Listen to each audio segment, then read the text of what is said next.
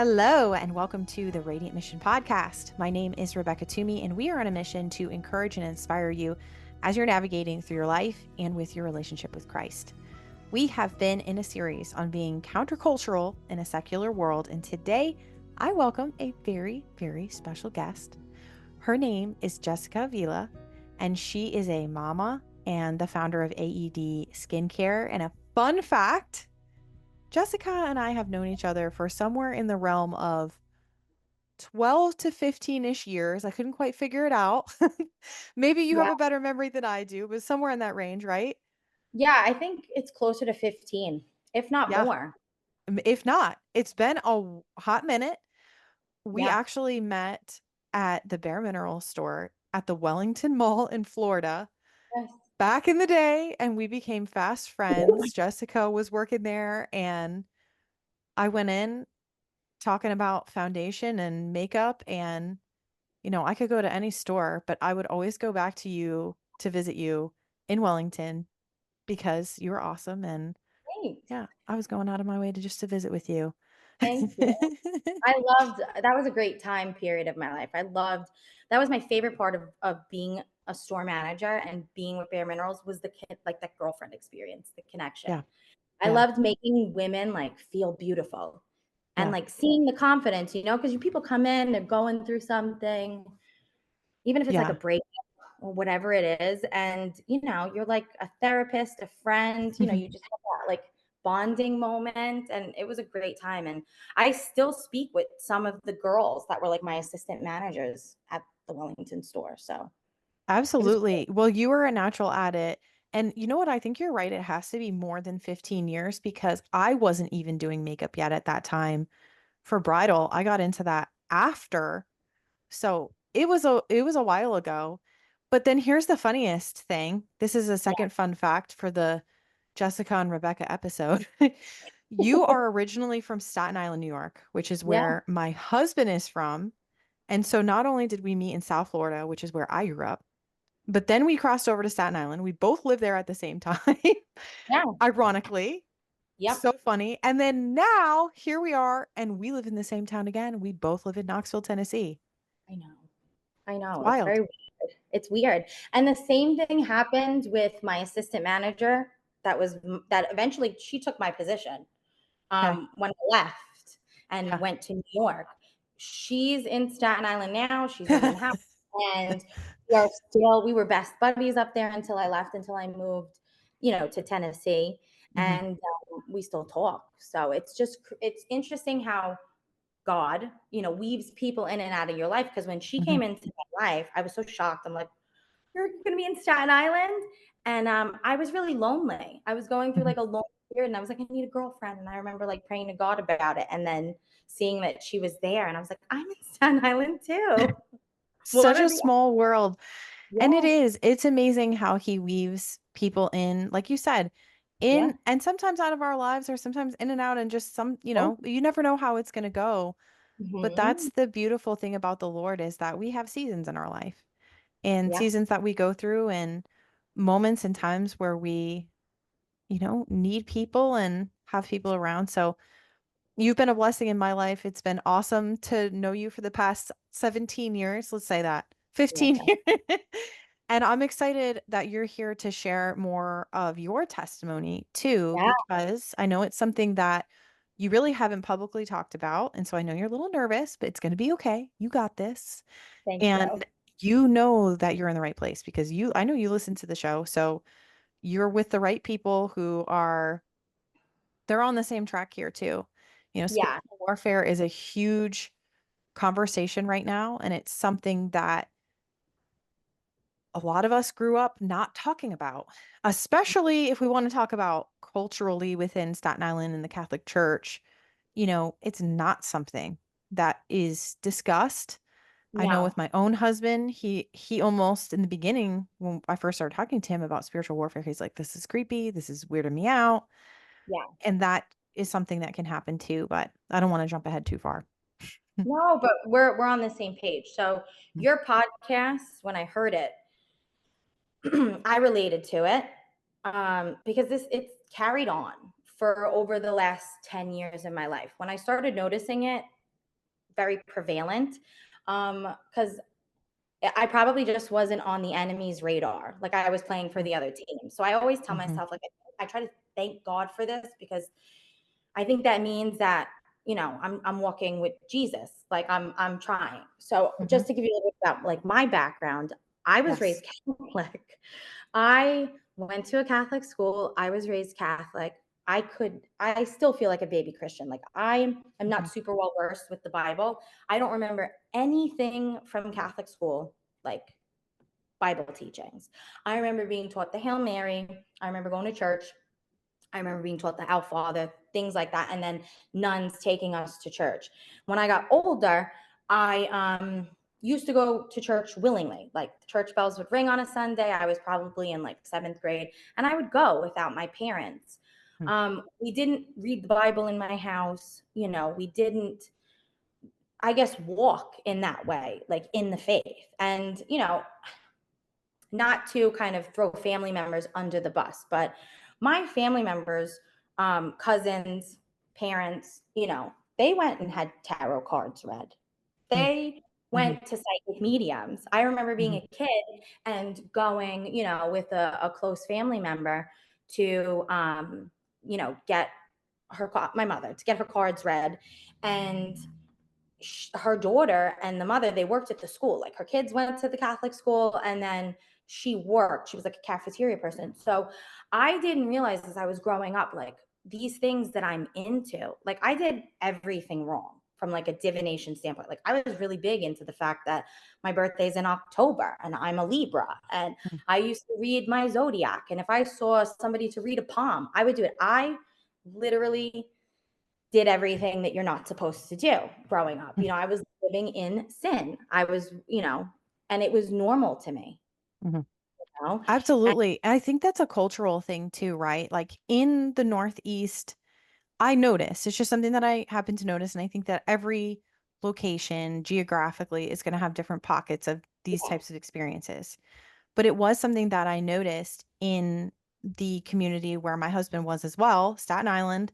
It was very, very Roman Catholic, hmm, but the women would have these parties where they would invite psychic mediums. And yeah, that was a very almost normal thing that would occur. I never got invited to any of these things, thankfully, yeah, but it was what stuff that I heard about. And then yeah, I would hear the stories like, oh, so and so heard this from their dead grandfather or their dead relative or yeah, whatever the case might be. And now you and I both know the truth about divination and the truth about psychic mediums is that they're not tapping in to dead relatives. yes, They are tapping into demons who yes, are generational, who have lived for thousands of years and have been following families. And that's how they know information yeah, about families. It's a yeah, trick. yes, Before my husband knew about spiritual warfare, yeah, I remember what he used to say. He used to say, either it's real and they're talking to something, yeah, or it's just all big lie and it's all fake. And I remember when he used to say that and him just, we weren't quite having these conversations like you and I are having right now. yeah. And over the years, he's like, I had a feeling that it was real. But he didn't understand who the communication was with. I mean, it's So, scary. yeah, tell me more about, have you had or felt like those experiences open doors within your life or someone in your family's life, or how did the divination side of things and psychic mediums, how did that play into kind of the world that was around you guys? Okay. So I think that it opened doors. I don't know, because there Mm. was so much Mhm. Yeah. between, because like you can have family members where it opens this door and then it's generational, like you said. I was given a Ouija board as a kid, Oh, like wow. an adult, yeah, gave me a Ouija board. Me and my sister, we played with it. I was young. I didn't think anything of it. And I was always drawn to like pretending to be a witch, because we used to watch Hocus Pocus and these things. Now, even as, throughout everything, I didn't realize what I was participating in as I became an adult was wrong. And so my experience with spiritual warfare and what I experienced was like extreme. Mm. And I think that it needed to be extreme. And I thank God for it, which sounds very crazy to people. But I am a very stubborn person. And at the time when I started having experiences or being aware to the experiences, Mhm. I was very cynical. I was very like, the way that the world behaves is okay. I didn't see it through a biblical lens. So I needed like the drop kick, the shake up, of being attacked really in order to Mhm. say, what's going on here? Like, this is real. Mhm.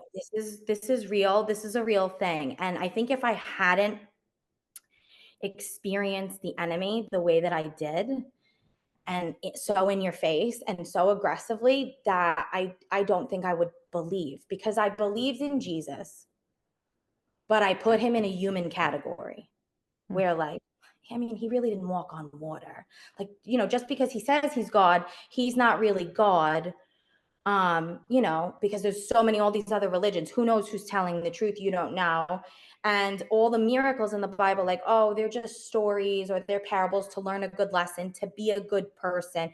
Mm. If you're a good person, you'll be fine. Like, that was my attitude. And I realized how wrong it was. Mm. And this was God saving me through showing me the opposite, through Mm. like showing me. And I was a special effects artist. I think you know this about me. Like, Mhm. I did the bare minerals, but I also did special effects. I loved horror, like creating horror movies, all the scary stuff. I had no fear. Like, I was desensitized. So it needed to be extreme Mm. for me to be shaken up to recognize it. And I see God. He was with me the whole time. I don't I'm still working on reading my Bible. I read it now. I want to teach my son it. So I have children's Bibles. But like, there were periods where I tried to sit down and read the Bible during all of this, and I couldn't understand it. Like, I couldn't absorb like a King James version of the Bible. It was very confusing to me. And Mhm. Jesus was still with me. He never left me.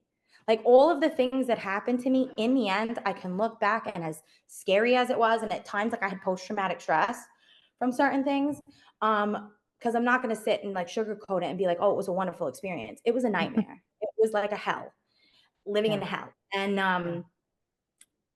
he was still with me. He wasn't like, oh, you don't know your Bible. Like, he never abandoned me. And Mhm. now it's like I'm the type of person that always looks for solutions. So I was searching for answers, and I'll explain that like in a minute. But I bought like a Bible at like a lower reading grade. And I know it sounds silly, but it's helped me so much. And going to like not like a denominational church, Mhm. and the way the pastor preaches and speaks and how he explains the Bible sat with me. And going on YouTube, and I follow certain pastors that I really like. I like the way that they explain stuff. And I was raised Catholic, and I would go and I would listen to a mass as I got older and these things started happening. And like, I couldn't relate. Like, I just felt like they were just reading it or whatever. Like, it was like going through the motions. And I feel like God guided me Mhm. through all of this to like where I am now, the person I am now. Cause it's like a 180. He worked on my heart. Um, just a lot of things, man. It's crazy how Yeah. he transformed me, because the way that I speak now about God, I can honestly say, like, at 29, when it started happening, like, I wouldn't have believed me for the story that I'm going to share. I wouldn't have Yeah. believed me. And I would have just thought like I was crazy. And I probably would have just like made been like, oh, Bible thumper or something like that. Like, you Mhm. know, I would have Yeah. joked about it. And that's who I was, Mhm. very Yeah. cynical. Absolutely. And the people that I was surrounded by, and I'm not, not blaming or judging them, but they fueled that, because a lot of people that are close to me that know my story, um, that have known me since like high school, relationships that I had, even close family members, they still cannot acknowledge or do not acknowledge the attack that I had as an attack. Mhm. They will literally justify it as like certain, I have, camera and audio footage, at one point, and they'll say like, oh, it's dust, or the noise that's on the camera is a rattling of a pipe, or it's this outside. And I look at people like, how can you deny, especially people that know me, how can you deny something like this when you know the type of person that I am, Mhm. and it's right in your face, and you still don't want to accept it? And a lot of my family, at least, that were raised Catholic, they pick and choose parts of the Bible. So they believe in Jesus and they believe in God, or a God, but then they don't believe in the gospel that he cast out demons and that demons are real. So they pick and choose what they want to believe because it's scary, and it is scary. And I personally wish it wasn't that case. But what I now know to be a fact, a truth, is it's real, like real. Yeah. And to circle back, I mean, with the special effects, like I can't even watch horror movies anymore. It's one thing when it's not real. It's one thing when it's like, oh, just humans are, committing these evil things and all this stuff. So like it's fake.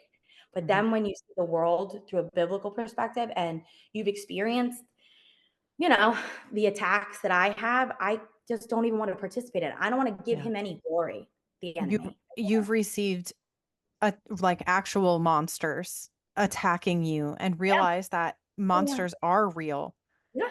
in that sense, you know? Yeah. And I want to go back to what you said about the Bible because I think that it is easy for us to overcomplicate that, it's hard to understand and stuff like that. I myself have struggled at different points in time with that to be like, I don't understand this. I don't fully get it. And it is okay to break it down. It's okay to read a version that is a little more modern, a version of the Bible that's a little more modern for us. I actually laugh at there's like a millennial Bible that speaks in slang and it's hilarious. Is there? Yeah. Yeah. Oh my There's a goodness. version of everything these days, but ESV Yeah. tends to be a little bit easier to understand. I kind of grew up reading an NIV, but King James can be tough. And plus he was a little biased in some ways, so there's that.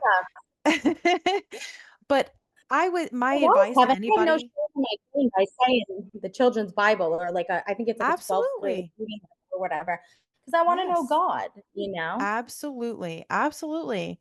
And my advice for anybody would just be start wherever you feel you are. Like you said, if there are different versions or 12th grade version or third grade version, whatever it is, but also different Bible studies I've found have helped me to break it down. I mentioned a couple episodes. I got this Bible study called A Year in the Bible, and it's reading the Bible in a year. And Mhm. I've always tried to read the Bible through, which can break a lot of people because once you get to all the this person begot this person begot this person, you tend to quit, right?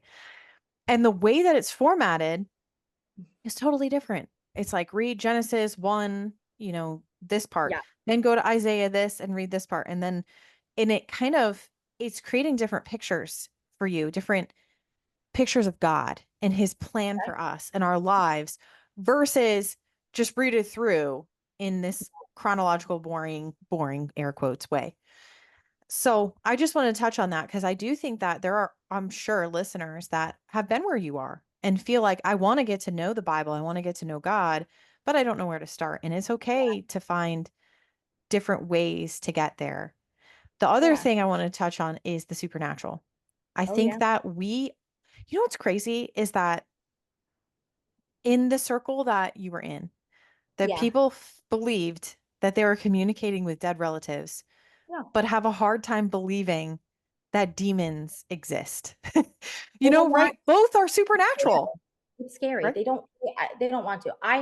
Like I said, I have a hard time talking about this because I have to, I think about it, and then, you know, but God, I think I needed to not know the Bible. That's always what I come back. He has a plan for all of us. He knows you. He knows me. He knows my husband, my kid. He knows us, and he loves us individually. He knew where Mhm. I was at Yeah, and the type of person I was and how desensitized I was, and like to it. nothing Yeah. scared, nothing scared me. You know what I'm saying? So like I Hmm. had to be rattled, to be shaken for him to save me. And Hmm. it's Yeah. So scary.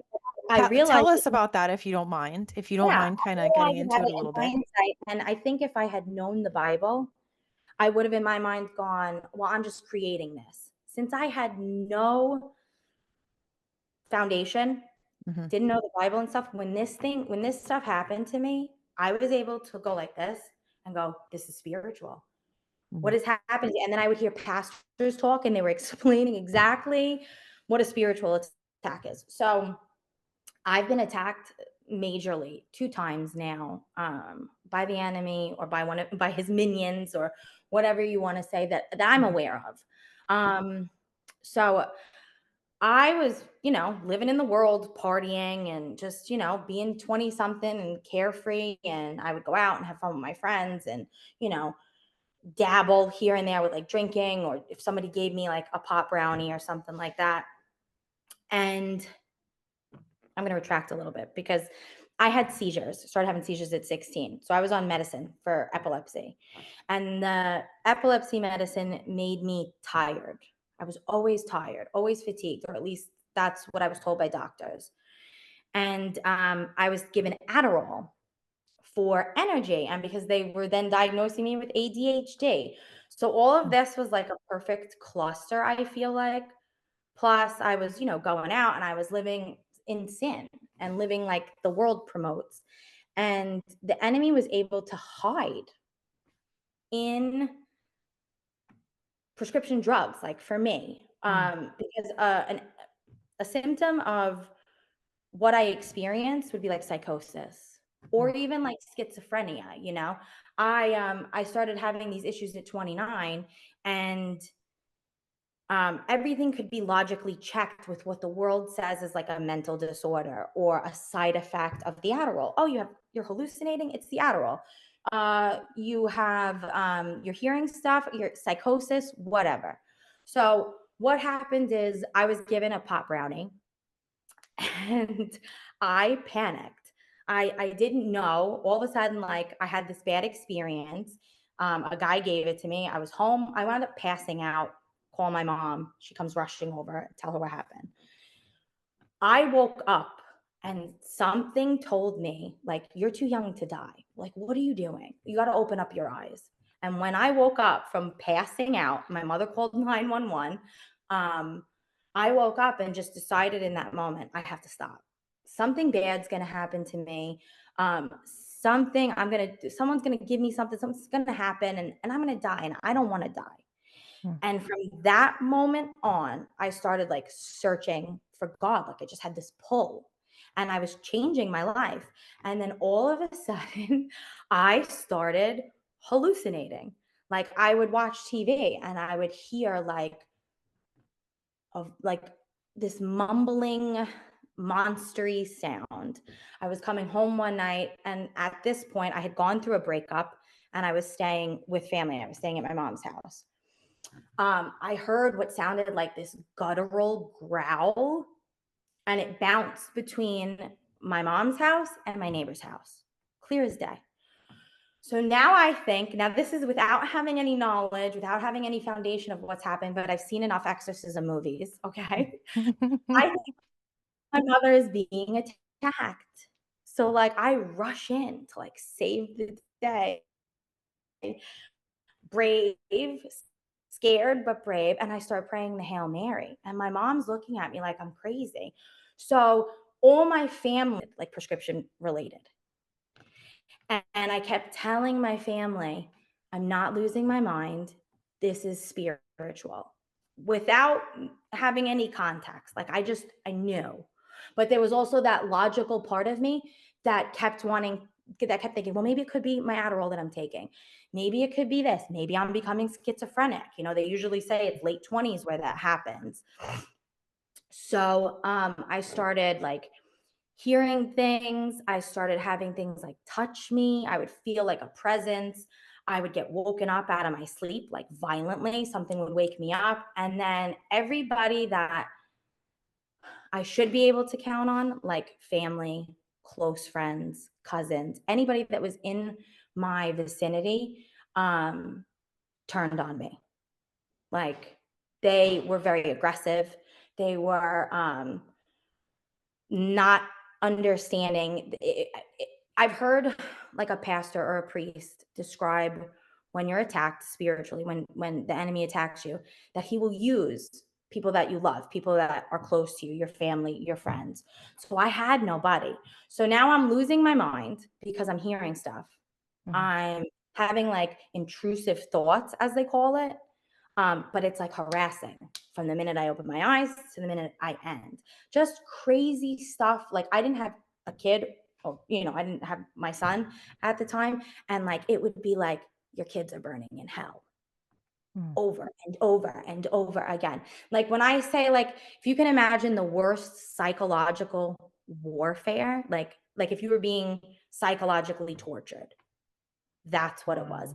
And then not being Wow. able to sleep, not being woken up, not being able to rest. So I was tired. It wore me out. And it was constant. And then I had family members that were convinced they knew what was wrong with me. They were making me go to like a psychiatrist. Mhm. So I was going to a Mhm. psychiatrist, Mhm. and they thought it was drug related. So I was going to the bathroom or whatever, and they were Mhm. testing my urine, and I was coming up clean. And the Mhm. doctor was like looking at my mother, and he's like, she's clean. It's not drug related. Mhm. So, and in all of this, and in all of this chaos, and I don't think I'm really even painting a clear picture of like in all of the chaos, because it was one thing after another. Like, you think you have somebody to rely on? No. Um, your family, they're not going to be there. And then I was trying to go to work and keep my job because I was a store manager. So I had to take a leave of absence from work, and then I had to go back. But like, I was so bombarded with thoughts and negative thoughts and like stuff that was just outlandish that I couldn't focus and do my job. Mm. So I lost everything. Everything. Wow. Like I quit my job because I knew I couldn't perform it. Gave the keys to Brittany and said, "Here you go, Yeah. take over." Um, my family turned their back on me. I had nowhere to go. I was basically homeless, and my mother was very aggressive and very like confrontational. We were just fighting. And I finally got to a point where deep down in my heart, like I knew that this was something that was out of my control because I kept saying it. I knew it. I felt it. I felt like I was being tested Mm. by God. And I wound up like throwing 2 bags of clothes in a car and driving up to New York to crash at my dad's house because my dad lived in Staten Island. And that's how I got from Florida to New York. It was because I was literally losing my mind. And in the Mm. process of it, like I had checked myself in like to a psych ward because I knew something was wrong. I knew this wasn't my normal thought process. So like I have spent all my life with myself and have had Mhm. peace of mind. Mhm. You A knew that quiet, wasn't you. Yeah. yes. It was a quiet mind, and all of a sudden, like this, it was gone. My Mm. peace was gone, and it Mm. was just nothing but negative. And I knew, like, this is not my thoughts. This is not me. Mhm. But explain that to people Yeah. who are looking at you like, what are you talking about? It's not your thoughts. Like I was made to look crazy. Mhm. You Mhm. know what I'm saying? Like, and Yeah. that's just the truth. And then I came up to New York. But I threw 2 bags of clothes in my car. I had $200 to my name. I don't even know how I got with the gas that I had from Florida to New York. It was by the grace of God. Yeah. I felt like my gas gauge never went down because it took me 7 days. That's how like out of it I was, and I'm trying to That's a focus. long time to do that drive. 7 days to get from Wow. Florida to I uh mean, it is like a 22-hour drive, isn't it? yeah, Or 12. Yeah, it's far. 18 or 18. Okay. like that. But I Or was 7 just days. 7 days. And when I got there, I was like, "Oh," after a while, I look back and I'm like, "Well, maybe that was a sign," you I was know? just gonna say 7 is, you know, Yeah, yeah, there's some symbolism there maybe. yeah. But on the way up, I lost everything and I rebuilt my life, you know what I'm saying? But God had to humble me and God had to shake up my life because my whole essence of my being was based on myself and my accomplishments. So like I worked my butt off to work my way up, as a part-time makeup artist and all of this stuff to get to where I was with Bare Minerals. And my store was doing great. They were going to promote me and make me either a trainer or a district manager. They had just flown me out to San Francisco, but that needed to happen for me to realize I'm not in as much control as I think, Mm. and God had a Mhm. plan. And because he cares about my soul, I had to let go of those things. And Mm. on my way up from Florida, I was driving in my car, and I don't remember if this was before or after the homeless man that I met. Um, I was like running on empty. I was tired. I went to pull over in a parking lot because I'm sleeping in my car. I got $200 to my name. And um, I just looked in my rearview mirror, and I was in a parking lot. So it was like the street, like right behind me. So maybe 50 feet away, maybe 100 feet away. And there was, a spotlight shining down. And all of a sudden, I see what looks like black smoke. So, like, have you ever seen like the Disney movie with Hades, Okay. Yeah. where he comes out of like the smoke cloud? He's always in like a smoke cloud. Okay. Or like how when you see some Dracula movies, it's always like a black smoke, like a smoky Mhm. thing. It was solid black smoke. Mm. It never formed into like a person or anything like that. It was solid black, blacker than the night. And Mm. it went under the spotlight, kind of rocked back and forth like this because it knew I was looking, because it rocked back and forth, spun into a ball like Sonic, how Sonic spins himself into a ball, and then went like this, bounced away into the darkness. And I was terrified. I was terrified. Yeah. I thought I was going to die in my car. I remember praying, and like, nothing came to my car, nothing hurt me. It was very in my face, like, didn't care, like, wanted me to see it, and I was Wow. petrified. And now at this point, I thought to myself, either I'm gonna die, or I did die when I ate that brownie, and this is the other side, and there's nobody here to talk to me, and I'm not in a good place, okay? Like, I was questioning my entire reality at this point. Wow. Or I need psychiatric help.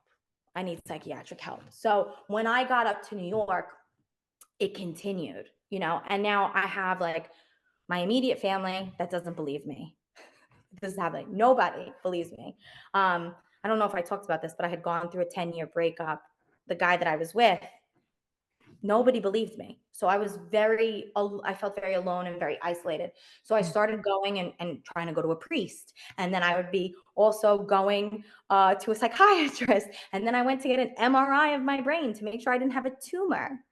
Like I was covering all of my bases. Like, is this logical? Is this spiritual? What is happening to me? Because I wanted to save myself, because Mhm. I know me. And like, Mhm. this wasn't normal. And so when I went back up there, I was honest, I was on a hunt for, I would say, like a year, maybe even 2 years. And I went to work and powered through while I would hear like a hey at work.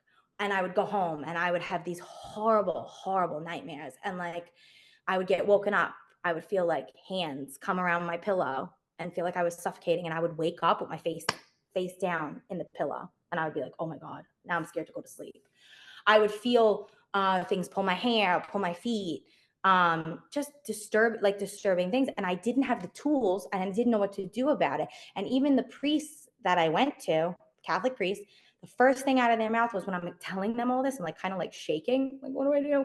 They were like, have you been to a psychiatrist? And I'm like, yeah, I have. And he told me he doesn't think I'm schizophrenic. He doesn't think I'm crazy. Crazy people don't think that they're crazy and usually go seek help on their own. And Mhm. they kind of dismissed me and wrote me off. So I felt Wow. like super helpless. That was gonna be my question, was these priests, they didn't say anything about spiritual warfare at all? No, no, no. Wow. And That's that's wild. that's kind of what I wanted to convey with all of this too, other than the fact that like this needed to happen to me, as crazy as it sounds, because of the person that I was, because I was so desensitized, and I wouldn't have believed. I would have just been like, oh, I'm creating this or whatever. Mhm. I'm sure there's people out there that are going through something. And I'm not a doctor, I'm not a psychiatrist. I have talked to so many girls that, like, mothers, my old hairdresser, and she used to say, like, right after she had her baby, she used to have these intrusive thoughts, like, Mhm. let go of the controller, like Mhm. horrible things. And I think as a society, we have now labeled mental illness as mental illness. We're creating a label. And like for Mm. me, the enemy was able to move within that and hide, because you could literally say, like, oh, this is a side effect of your Adderall. It's this, it's that, you're schizophrenic. He made me believe for a while, plus I was looking for spiritual answers, um, that it was me. Mhm. He made me believe, like, no, he's not the storm. It's not something outside of me. It's me. This is, something I'm doing. But the positive was I stopped taking the Adderall. I stopped taking these things to weed out what was happening to me. So, like, there was good, a Mhm. lot of really scary bad, but good. And like, I didn't know after all these years when I had heard preachers talk about, when the enemy attacks you, he gets right in your face. My nightmares that I had, it was like I was there, Mhm. like it was real, like I was somewhere else. And it was usually like it would be my mother, but it would be her, like The Exorcist, like creepy crawling up walls. And I remember, one time it was in a church that I would go to, and he, it was like this scary black face, like you could tell, like it was very obvious. And he said, I said, like, what do you want, or something like that, and he said, your heart. And I Mm. remember putting my hand over it and I said, you can't have it. And then I woke up, and he was using God's words. And Wow. my heart and my soul knew, this is like, this, what I'm experiencing, this isn't God. And I feel like he was trying to, you know, make me look at God maybe in a negative light, or make me fall into despair, you Mhm. know? Because even Mhm. though I went through all of this, and I felt like for a while like I lost time, I met my husband. Like, it was meant to be. I don't think that I would be a mom, because my plan for my life was girl power, career. I had just Mm. gone through a breakup. The guy had cheated on me, and I had no inclination to like get married. I just wanted to, you know, play the field. I was 29, date, keep it casual. And like, if I meet somebody, sure, great. If we fall in love, fantastic. If we have kids, if it happens. If not, I'll be rich enough or successful enough that I can adopt. Like, that was my thing. And God was like, like, my plan is better. Was Mm. it tough to go through this? Yeah, it was. It Mhm. was. And it's still like, it still is, because you can't see it. Yep. And Yep. I feel like, how do you fight something? I've heard preachers talk about this too. Like, how do you fight something you can't see? You Mm. can't. You can only rely on Jesus and call on Jesus. Mhm. Um, but it's an unnerving feeling to know, like, you're being monitored, you're being watched, because he waited for like the perfect opportunities to attack me when, like, I was at the mercy of other people, or he created that problem. You know what I mean? Yeah. And At your most it, vulnerable. yeah, it was hard. And then I Mhm. think that first time that it happened, when it carried on for like a year or two, Mhm. after it kind of stopped, when I met my husband, there was a period where I had peace and nothing happened, or nothing that I was aware of. And I kind of like forgot about it, which sounds crazy. Like, I just carried on with my life. I forgot about it. I was kind of getting back and trying like my hand at special effects. And then it happened again.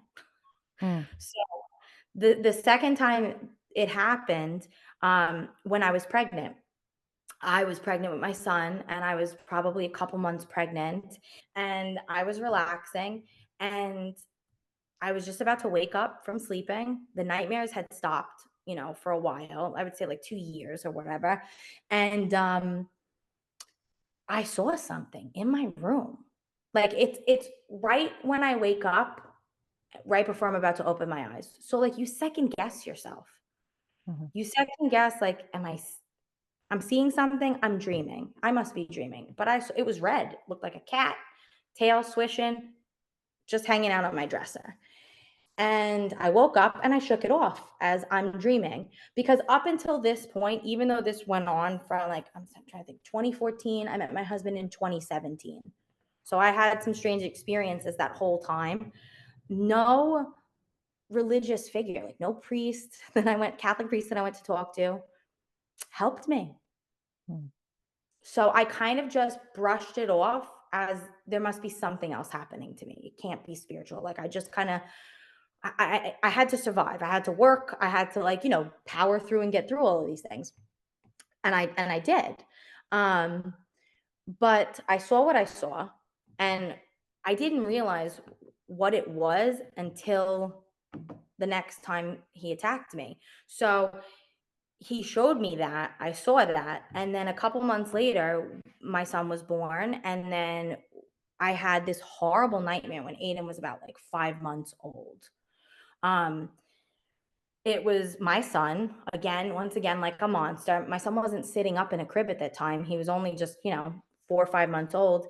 And he was sitting up in the dream, and he looked at me, swung his head around, and his face was all dark and scary. And he made a disgusting, vulgar comment to me, which I'm not going to say.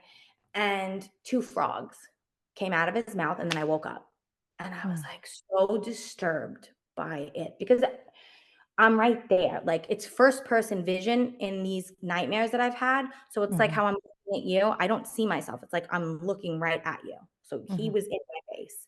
Mhm. And I woke up. I took my son out of his crib, which was stupid of me because that's not the logical thing to do. But I was so shaken up and I was scared. So I wanted to like hug my baby. I brought him in my bed with me, and I had to go to the bathroom. So I get up, I go to the bathroom. I'm not worried. I hear my son crying. I get up, I come back, and there's the pillow moved almost over my son's face. Mm. And I'm like, what's going on? And then I started to feel uneasy. Mm. Nothing happened to my son, thank God. It was that direct. Mm. And I was nervous. I felt horrible about it. And then I shook it off, continued on until it started to ramp up when we got locked down for COVID or right before COVID happened. All of a sudden, my TV would like sound like it had an internet lag, and it would sound like a monster coming out of my TV. All of a sudden, my Victrola, my music box, my radio would switch. It would go from Bluetooth and switch to radio, like somebody hit the button, and it would be like screaming rock music. So all these things started to happen, and I kept brushing it off because until you look at all of the different things, I can look back now with confidence and say, he went after my son. Mm. And if something would have happened to my son, it would have been explainable. It would have been like, okay, SIDS, or right, that's what it's called, like sudden infant death, or Mhm. Mhm. it would have been the guilt. He would have made it look like it was me, or I would have felt like it was me, like, oh my God, I went to the bathroom and you know, You know what I'm Yeah. saying? Yeah. Like, Yeah. that was my fault. Meanwhile, there was a force behind that. Mhm. And I didn't think of evil as being like an outside force that exists. I always equated it to like, it's just the things that we do. Like when someone gets murdered or someone rapes somebody or somebody does something horrible, like that's the person. And it could Mm. be, and you still have choice, but there is an external force Mhm. that Mhm. can't be explained. And after that nightmare and that incident, I just kept on. I was working, living my life. And then COVID happened. And my son had a horrible experience to COVID. The first time my son got COVID, he turned purple on me and looked like he was going into a seizure. And I thought I had to call 911. I thought that he was going into like a cardiac arrest or something like that. And I had just started a Daniel's fast that week because I was getting more into Christianity. So I had just started the Daniel's fast. My son got COVID, and it was once again the one thing after another piling up. And I Mm. remember sitting back and saying, I'm being attacked. I was telling my Mhm. husband, and he was looking at me like I was crazy. And the phone would start ringing, and I would get all these nasty text messages from people. Like it was just every single thing to come at you at once That's what happened. Mm. And by the grace of God, I got through it. My Mhm. son, nothing happened to him. They sent me home at the hospital. I was so scared. I'm like, if something happens, like I want you to keep him because I don't feel, comfortable to resuscitate like a 1.5 year old or however old he was at the time. I think he was like one in a couple of months. Mhm. And it was very obvious. So like what I took from that attack, because it was different than the first time, the second time that he did it, something was watching me. Like something was monitoring me from the time that I was pregnant. He waited until I was tired, run down from being a new mom, taking care of my son, up all night every 2 to 4 hours. And that's when it started, when I was exhausted. And Yeah. like, I don't think that there's anything that I could have done differently to, like, to prevent it. There's nothing that I could have done. But I learned from it, not to try to not run myself down, not take on too much, and try not to react over fear. Mm. Because my reaction of taking my son out of my crib and kind of like snuggling up to him was his entryway, because he used my emotions against me. Mm. So like they Yeah. know. Yeah. And the thing is, uh, the Daniel's fast, just to circle back around, like the Daniel's fast, during that time period when I was attacked the second time, that growl or roar, because it sounds like a lion. That sound was the exact sound that I heard 10 years ago in Florida. There Mm. is no explanation for it. Mhm. Nobody was home in my house when I caught it on my baby, the security cameras or whatever, that audio that I shared with you. Mhm. That was the sound that I heard 10 years prior. And even if that was, whatever was attacking me, I felt so redeemed. I felt like God had taken a weight off of my shoulders. And I know that probably sounds crazy, because I had spent all of this time thinking it was me, going to all these doctors, going to psychiatrists, going to preachers, going to Mhm. priests, trying to search for answers. That when I heard that, I went, "Oh my God, like you just redeemed me." Mhm. You showed me that I'm not crazy. What I'm experiencing is very real. And Yeah. then on the flip side of this, my family still, like, I look at them in shock, like, how do you not Yeah. believe? Yeah. Like, or how do you not say, like, validate the experience that I had? Because that was hard, Mhm. when like people you Yep. love. Absolutely. But that's the thing with spiritual warfare is that it is a personal attack against us. And so because other people aren't experiencing it with us in first person, it's easy to be dismissed. And I have found that in certain situations where other people have been going through spiritual warfare, there have been other believers around me even that can't see that the other person is going through that, even though they're Yeah. saying it out loud. And I do think that it's an enemy tactic that, Yeah. they always say there's the voices, right? Like you think about the good and evil voices on your shoulders, the devil and the angel kind of thing, the devil and God. But really, if you think about it, we hear the voice of the Lord, we hear our own voice in our head, and then we hear the voice of the enemy. And the enemy could come out just like he did in your case, in your situation where he was getting you at times where you were weak, at times where you were vulnerable, but Hmm. also he was coming to you at times you were trying to seek the Lord. Oh And yeah. I've mentioned that this has happened on this show before, that I tried to do this series on testimonies back in the spring. And it was like every single person had something come up last minute, have to cancel. And it was because the enemy was getting to them. Oh He yeah. didn't want those people to share their testimony. Yeah. And, I wouldn't be surprised. And that's why you and I prayed before we started this episode today. If he tries to throw some stuff at you after sharing this, because you're exposing the enemy. And I like that you said his minions for Oh, what they are, which yeah. honestly, they're a bunch of bullies and they can get out of here because I rebuke anything evil or demonic. And, Yeah. there's nothing that they can do to touch us. But this is the important part for us to really emphasize, right? Like we all have power in Jesus' name to rebuke demons. Yes. The Lord gave us the Bible for a reason. And what did Jesus spend the majority of his ministry doing? He was ministering to people, he was healing the sick, healing the blind, and casting out demons. Yeah. And it seems And like the whole part has gotten cut out with oh, people, yeah, with because certain. people don't want to believe that it is real because it is scary to believe that it's real. But yet Yeah. at the same time, our children are watching Monsters Inc. and Nightmare Before Christmas and all these scary movies, and they're getting scared of pretend monsters that are in these movies. But there are real monsters around us, and they are demonic. Yeah. Thank you so much for tuning in to today's episode. As you can hear, Jessica has a very powerful testimony. There is more to this story, so stay tuned for next week to hear more from Jessica. Today, we're going to close with 1 Peter 5, verse 8. Be sober-minded, be watchful. Your adversary, the devil, prowls around like a roaring lion, seeking someone to devour.